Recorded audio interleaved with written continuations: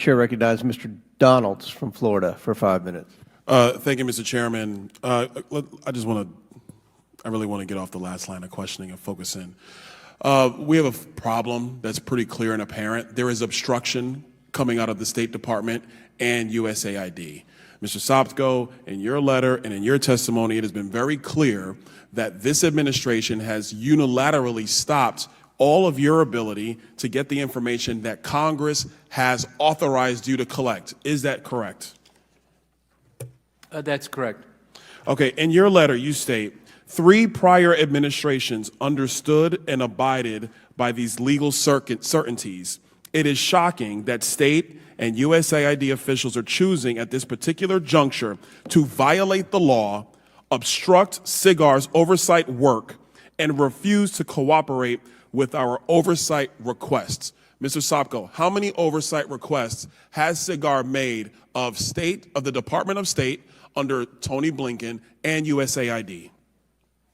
I don't have the exact number in front of me, sir, but I did promise another congressman, and I promised the chairman and ranker we would give a list of all of that. I mean, it goes back to the simplest thing, sir, and I don't want to take your time, but sure. We asked for the Doha Agreement back in 2021, copies of and access to the documents related to the Doha Agreement, sent multiple letters. We still haven't even gotten a response from that. So it's as simple as that. Mr. Sopko, and not to cut you off, but to me, it sounds like you're a Republican member of Congress, because Republican members of Congress send letters over to the administration, and we don't get answers either. So this is actually a consistent pattern. Ms. Shaw, you're the IG over at the Department of State. Are you aware of the obstruction from Department of State employees towards this Inspector General over Afghanistan? So I've read Mr. Sopko's testimony. I can say for our part that we have not experienced the same sort of No. I'm not asking about if you, as an Inspector General, with your role of having oversight over state. I'm talking about, are you aware of State Department employees willfully ignoring and obstructing the investigations that are lawfully authorized by Congress from SIGAR, Mr. Sopko's office? Or are you aware of State Department employees ignoring and obstructing his investigations? I'm aware of Mr. Sopko's statements, yes. Ms. Angarella, I got it. Ms. Angarella, you're the IG over USAID. I'm acting in that role, yes. Acting. Yep. Similar line of question. Are you aware of USAID employees willfully obstructing SIGAR's ability to conduct congressional oversight, which is their legal mandate? I would say the same as Ms. Shaw. I'm aware of IG Sopko's letter. I would say we have not had any access issues, and I would say further that I'm happy to partner with any oversight IG to do joint work or get access to any documents or people at USAID and assist in that matter. Well, I guess here's the question. Ms. Shaw, you don't have a problem. Ms. Angalera, you don't have a problem. What's the problem with Mr. Sopko? What's his problem? Like, why is it that he's being blocked from doing the thing that he was legally charged by this Congress and previous Congresses, mind you? Not just the 118th, the 117th, the 116th, the 115th have all given him authority to conduct oversight, and state and USAID are blocking him. Is anybody at the table aware of the president's thought process when it comes to inspector generals? I mean, has the president put out a statement that he doesn't want his administration to comply with the requests from inspector generals? Anybody? Has the president made that statement? My experience, sir, is that most presidents don't like to talk to inspectors general in both parties. As I joke about, I work for one person and one person only, and that person never wants to see me, and I think it's just they avoid talking to IGs.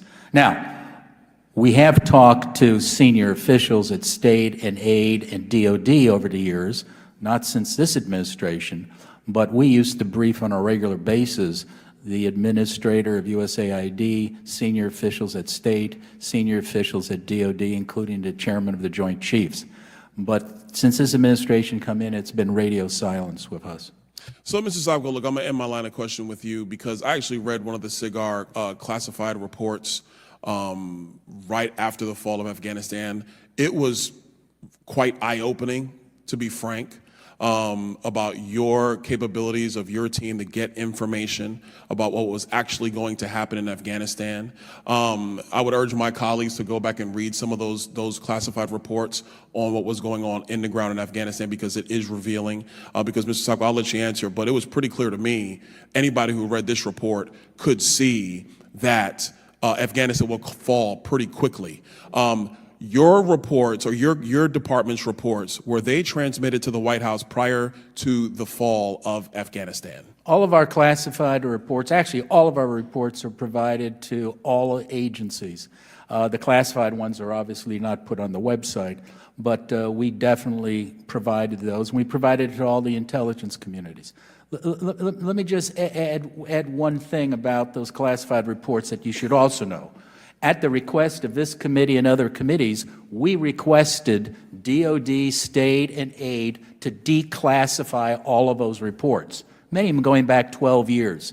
We still have heard nothing back from those agencies. And I see Congressman Lynch is here. I believe he was fighting to get those reports and that information declassified. Many of those reports were classified because we had a general tell us, because President Ghani was embarrassed if they were released. Now, there is no President Ghani anymore, but still the DOD, state, and aid will not declassify. I have no declassification authority as a SIGAR.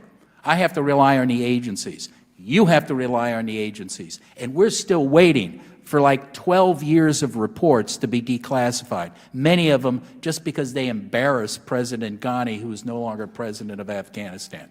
So I may sound a little upset. I think you should be upset. This is ridiculous.